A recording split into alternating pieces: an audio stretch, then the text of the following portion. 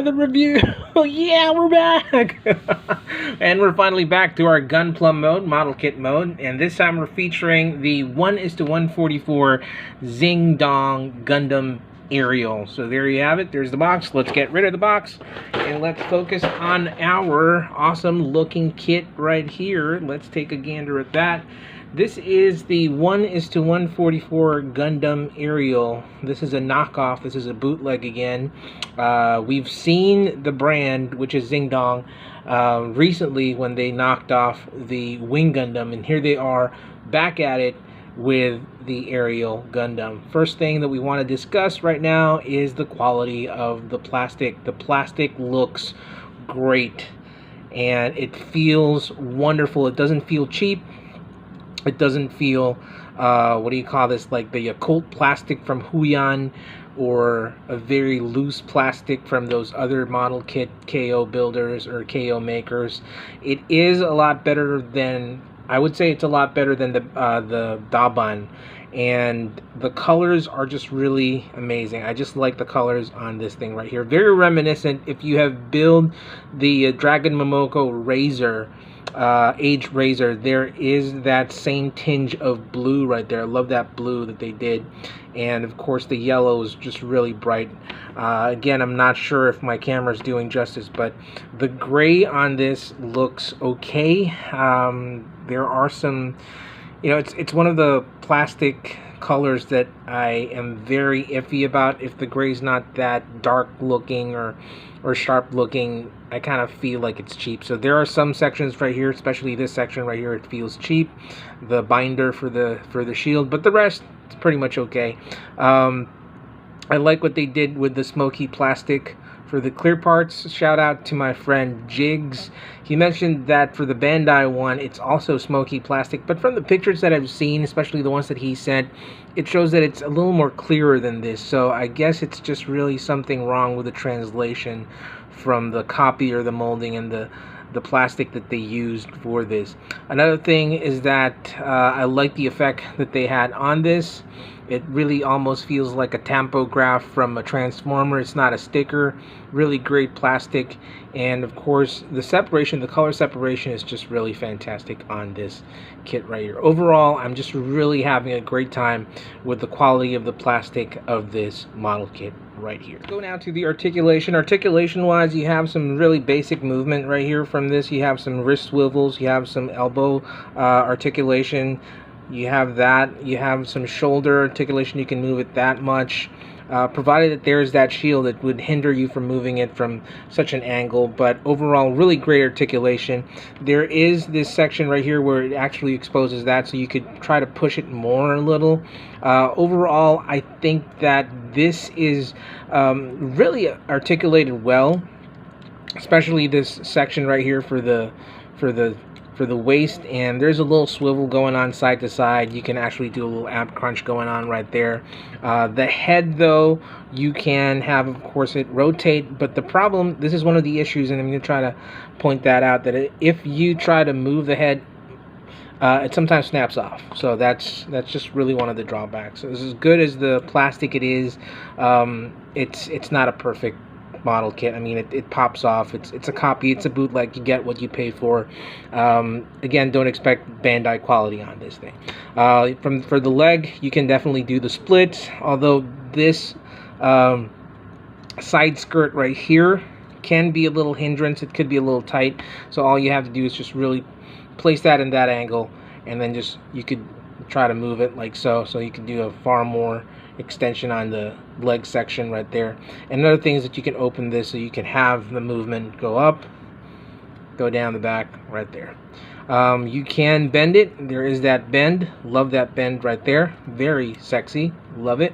And of course, reminiscent to a modern day Transformer, they actually placed ankle tilts on this, which is fantastic. That is definitely a plus on this model kit right here. The gunpla scene is now really trying to evolve, and it's giving us a lot more movement when it comes to playing, especially in their HG line. The knee movement right there plus this can give you a lot of different dynamic angles and poses, so that is definitely a plus in my book. Let's go to our next section, one of my favorite sections of the review, the size comparison. So we have our Xing Dong 1:144 HG Aerial Gundam, and let's try to compare it with one of our model kits right here. So this is something that we recently reviewed. This is another model kit from Xing Dong. So this is the 1:144 HG Wing Gundam, and as you can see, the Wing Gundam looks super tiny compared to our Xing Dong Aerial Gundam. That size right there just really shows how small the model kit line, or the MS, or the mobile suits from that show versus the recent show that we have, which is Gundam. What do you call this? Witch from Mercury. And here is another model kit that we have. This is another mobile suit from HGCE. This is our favorite, my favorite, that is, the Strike Gundam. And as you can see, the Strike Gundam, although already tall in stature, is looking pretty small. That is one big girl right there. That is a big babe right there of a mobile suit. So the HGCE Strike Gundam still looks small compared to, by the way, this is a Daban Strike. That's not the EG, okay? So folks, do not be confused that this is the EG Strike. Please take note, and you're gonna see right there the difference between the frame of this mobile suit versus the entry grade one from Modong. And yeah, so this is the better one. Always get the HG version rather than that entry one. So finally, let's bring in, I think we can squeeze in one more something from the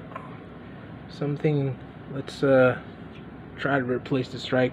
Here is the Build Fighters HG MK2 Gundam, and this is from Huyan. And you can see that it's almost there, but still our beautiful Aerial is still winning that size comparison. The HGCE mobile suits are pretty big, so that's one of the things that, you know, they boast, the size. But it looks like our Witch from Mercury wins the size comparison. So let's pause right here, and we'll come back with some further details on our Xing Dong 1:144 HG Aerial. Folks, we're back, and let's talk about the gimmick, or the playability part of this kit right here. So one of the things, shaky camera, one of the things that's definitely a big plus here is the playability factor that comes along with this kit. So let's talk about what comes along with it first. It comes along with this rifle, and of course it has the effect part. You can definitely have the kit hold the rifle using the hands, and one thing that I like about this is that the fitting on this thing is just really fantastic, not only just with the hands, but pretty much with everything that goes along with the kit. So it's all there. Another thing that you could do is that you have, of course, these little things called bit staves, and they're technically combined as a shield, but in the anime, if you've been watching the anime, Soletta just really commands these little bits and these parts to act like, I would say, for the lack of a better term, dragoons or fin funnels, and they blast away the enemy. So you can have them, if you have a stand. I've seen someone from our group use little stands to actually act as flying bits on this. But the thing here is that you have this little bracket that holds together all the pieces that combines into the shield. So this is the only kibble that you actually have right here. What I do is I just really put that down the back later on, and you know, just have that. It also comes along with this beam saber. It actually has two beam sabers. There you go. And I didn't use the other one. So you could have Aerial hold that right there. So that's a pretty nifty thing. You have a lot of things that the mobile suit can actually hold. So let's talk about these parts. So what do you do with them? The playability factor here kicks in. So you could actually come up with your own little what do you call this, configuration. But the configuration that you actually have right here is you can just use this as add-on parts to make Aerial become a little more super, quote unquote, in her super mode. So it becomes tail fin right there for added flight. This one right here that looks like an Axis Flash from Gridman, you know, the Transformer. You could put that there. You could put this little thing here as another shield. There you go. And it just makes your Gundam Aerial a little more beefier and souped up, you know. Who doesn't want a beefy mobile suit? There we go. So let's put that there. Sometimes it's a little difficult to fit these parts in. Mind you that the connections are pretty tight. So it's not tight, bad tight, but it's just really, you know, the clutch and the connection factor is pretty good. So just be careful with that. So just try to find it. Now it's on camera, I'm having a little difficulty connecting this piece right here. There you go. Now it's connected, and let's try to hook that there. And of course these last bits would go to this section right here. So you could just really plug that in there and plug that in there. And voila, you have Gundam Aerial all souped up. Yeah, that looks awesome. The design on this thing is just really fantastic. It's slowly veering away from the blocky designs, which is actually one of my favorites. But it just has that really striking appeal. It reminds me of the Quanta. It reminds me of the Riser, but it has a more humanoid appeal. It also reminds me a lot about Gridman. I'm a big Gridman fan. Gridman, baby, don't. So you have this section right here, very human-like, very reminiscent to the Eva Evangelion, and it retains that Gundam-esque feature. Also, it has that Kamen Rider feel. There you go.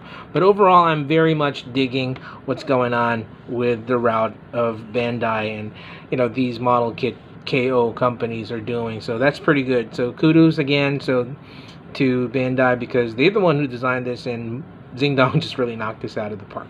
So we're going to come back with our final say, and this is again our Xing Dong 1:144 Gundam Aerial. And it's time for our final say. Things that I like, definitely the plastic quality, the fitting, the playability, and the articulation on this kit.